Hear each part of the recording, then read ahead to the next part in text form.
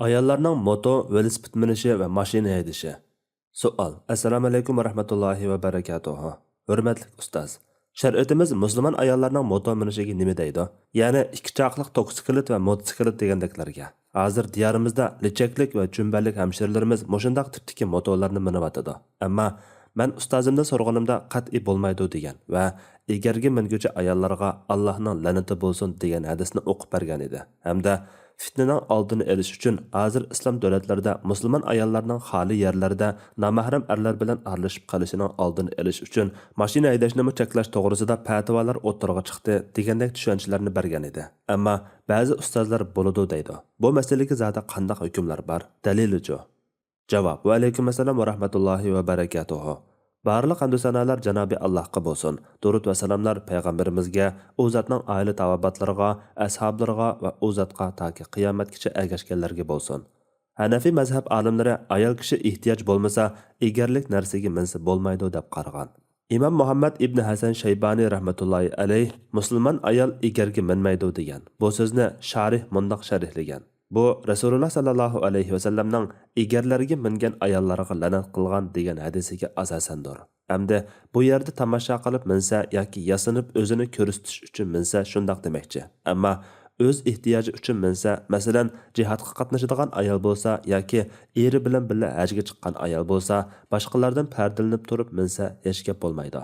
Durrul Muhtarda mundoq kelgan. Hadis bo'lg'achqa musulmon ayol egarga minsa bo'lmaydi. Bu tomosha uchun bo'lsa shundoq. Ammo g'azat yoki haj yoki qilmasa bo'lmaydigan biror dunyoviy ish uchun bo'lsa mayli. Buni sharhlagan Ibn Abidin mundoq degan. Biroq bu hadisning asli yo'qligi naql qilingan. Bo'lmasa ma'nosi sahih holatda kelgandir. Masalan, Sahihul Buxoriy va boshqa kitoblarda kelgan hadislarda payg'ambar sallallohu alayhi va sallam ayollarga o'xshab olgan erlar bilan erlarga o'xshab olgan ayollar la'nat qilgan va boshqa hadislar. Bular tayangan dalilning biri Alloh taolo egarga mingan ayollarga la'nat qilgan degan hadis bo'lib, ammo tekshirsak Imom Ibn Abidin yuqorida naql qilgandek muhaddislarning nazarida bu hadisning asli yo'q. Demak, yuqorqi olimlar mazkur asli yo'q hadis bilan erlarga o'xshab olish jihatdan behuda tomoshaga minishni cheklagan. Yo'gangan holda ehtiyoj uchun minishni cheklamagan. Birinchi dalilning asli yo'q. Ikkinchi dalil bo'lgan o'xshab olishga kelsak, hozir ayollar erlarga o'xshab olish uchun emas, ehtiyoji uchun minsa, bu cheklanmaslik kerak. Demak, bu vaqtda egarga minishning o'zini cheklagan sahih bir hadis yo'q. Aksicha, minish to'g'risida sahih hadislar bor. Masalan, Abu Hurayra radhiyallohu anhu rivoyat qiladi-ki, Rasululloh sallallohu alayhi va sallam bundoq degan: "Tuga minadigan ayollarning eng yaxshisi Quraysh ayollarining solihlaridir. Ular kichik bolasiga eng kuyimchan, erning mol-mulkini bak asraydiganlardir. Lekin ba'zi olimlar burun ayollar kajbuga minatdi. Erlarga o'xshash egarga minmaydi deb qaragan bo'lsa-mu, tuvandagi hadis buningga radiya berdi. Urva rivoyat qiladi-ki, Abu Bakr radhiyallohu anhu ning qizi Asma radhiyallohu anha mundoq degan: "Zubayr menga uylanganda bir suv to'shiydigan tugi bilan bir etidan boshqa uning ya mol uloqlari, ya biror quli, ya hech narsa yo'q edi. Men uning etiga yem berib suv to'shaydim. Suvchilikni yamab xamir yo'g'ratdim. Lekin non yaqishni qamlashtirib olmaydim. Shunga nonlarimni ansar qo'shnilarim yaqib beradi. Ular samimiy rostchil ayollar edi." Rasululloh sallallohu alayhi va sallam Zubayrga bo'lib bergan yerdan xurmo o'roqlarini beshimda ko'tarib to'shaydim. Bu yerning orliqi 3 dan 2 farsaq keladi. Bir kuni xurmo o'roqlarini beshimda ko'tarib kelib Rasululloh sallallohu alayhi va sallamga uchrab qoldim. Rasululloh bilan bir necha ansarlar bor edi. Rasululloh meni chaqirib, meni keyniga mindirib olmoqchi bo'lib, tugisini deb cho'ktirib edi. Men er kishilar bilan birga mengishdan hayo qildim. Ham Zubayrning kullamchi ekanligini esladim. U kishilarning eng kullamchisi edi. Rasululloh sallallohu alayhi va sallam meni hayo qilib qolganligimni bilib yurib ketdi. Keyin men Zubayrning yoniga kelib, beshimda xurmo o'roqlarini ko'tarib kelyapsam, Rasululloh bir necha sahobalar bilan uchrab qolib, meni minib olsin deb tugisini cho'ktirgan edi. Rasulullohdan hayo qildim. Ham sizning kunlashlarini bilgachga minmadim desam, u Alloh bilan qasamki, sizning o'roqni ko'tarishingiz men uchun aytganda albatta Rasululloh bilan birga minganingizdan og'irroq keladi dedi. Asma radhiyallohu anha dedi: "Taki atam Abu Bakr menga etimni beqib berdigan bir xizmatkor avatib berib, meni ozod qilayotgandek qilib qo'ygan qadar kunlar shundoq o'tdi." Bu hadisda egarlik yoki egarsiz tugiga Rasululloh sallallohu alayhi vasallam qiyin ochisi Asma radhiyallohu anhani mindirib olmoqchi bo'lgan. Bu chog'da Rasululloh sallallohu alayhi vasallamning tugisida kajvi yo'q edi. Atrofida ansarlar bor edi. Bu yerda cheklanadigan ish faqatla avratni echish va badanni izhor qilishdir. Payg'ambar sallallohu alayhi vasallam sahih hadisda shundoq ayollar borki, kiyim kiygan bilan yanli yalang'och, erlarga moyil zinnatlarni ko'rsatish orqali erlarni o'zlariga jalb qiladi.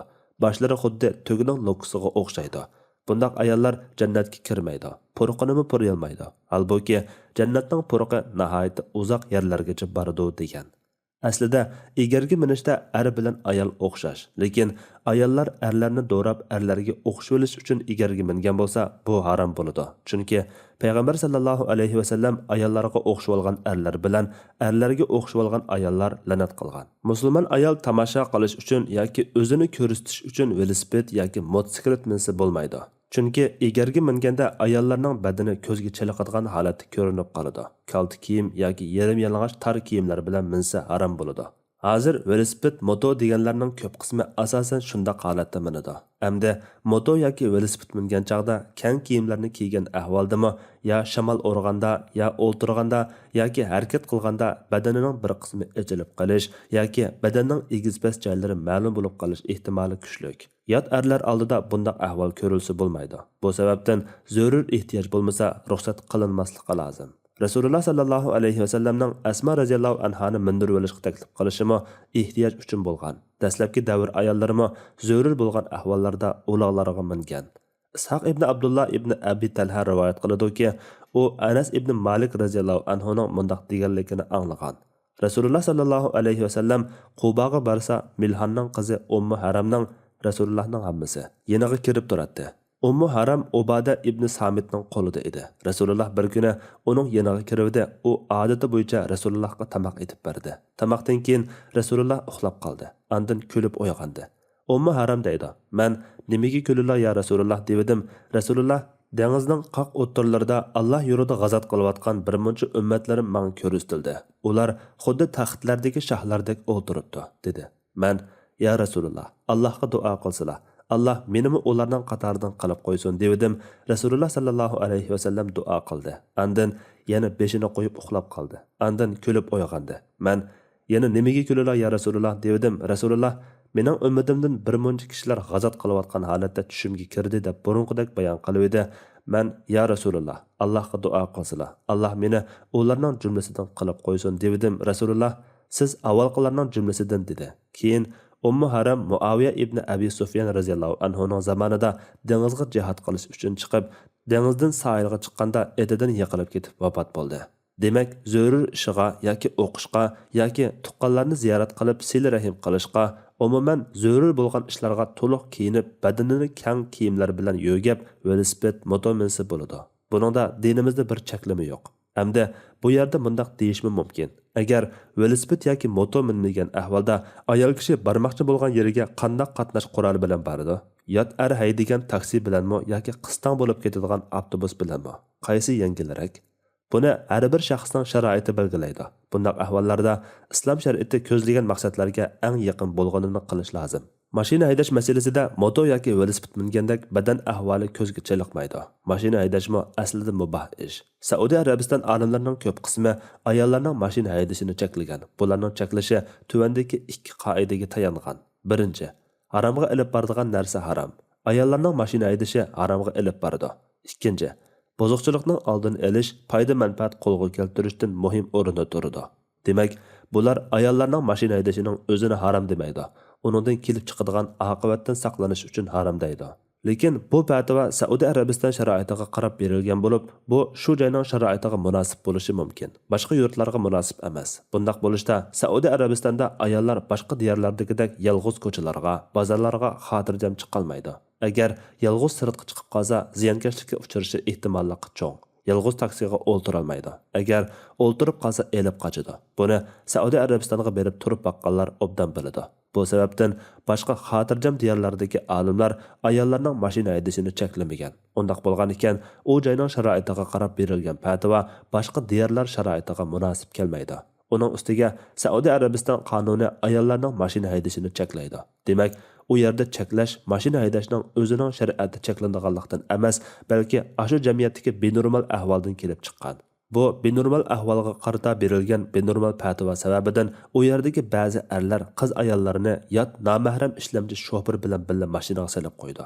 Buningdan texmi ig'ir oqibatlar kelib chiqdi. Bu yerda ta'kidlaydiganim ayollarga qarata ishonch bo'lishi zarur. Ishonch yo'qolgan taqdirda uni mashina haydashdan to'sib olsa-mu, Alloh ko'ngliga insof va sharmiy hayo ato qilmasa, har turli cheklamalar bilan ularni yomon ishlarni qilishdan to'sib qolg'ili bo'lmaydi. Xulosa: ayollar to'liq kiyingan ahvolda zarur ehtiyojlar uchun yuqorida qatnash vositalarini minsa, haydasi bo'ladi.